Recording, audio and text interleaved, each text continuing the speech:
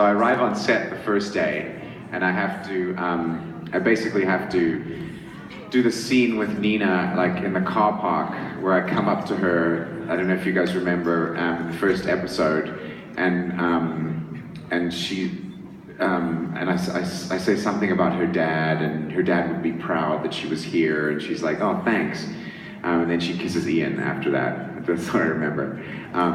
Anyway, the director, I came up to the director and I said to the director, like, okay, so I think like Wes's mom was a human, but his dad was a vampire, right?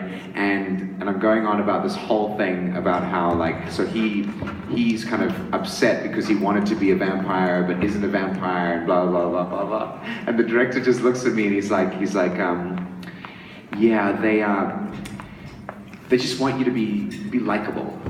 Yeah, and I'm like, okay, and then he like walks away, and I'm like, right.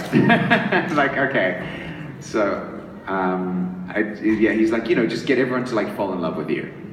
Like, okay, great. So that's pretty much all the direction I got. But it was, yeah, I had created this whole thing about how, you know, he was from this very wealthy family. This is Dr. Wes.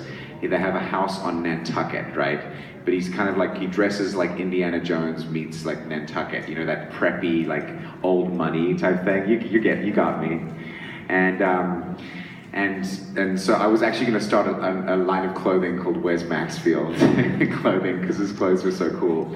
And on the CW, you have a fitting on the Vampire Diaries especially, and they put a shirt on you, and they're like, Joe, they're like, can you just CW this shirt? And so you're standing there with the shirt, and they just come behind you and like, whoop, the shirt, and then they're like, they literally tailor it so that like, it's like sexy on you. So even like my lab coat was like turned and like, so my lab coat would look sexy, you know?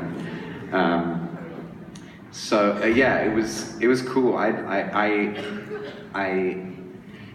what else was Dr. Wes? I think he lost his parents at a young age, and you know, so he was really angry with the world, and he was actually psychopathic, so he couldn't feel empathy for other people. So I researched what psychopaths are like, and they sort of seem really nice and lovely a lot of the time. They're quite charismatic, but they just don't feel anything so that when he killed people or he did stuff, it was very clinical.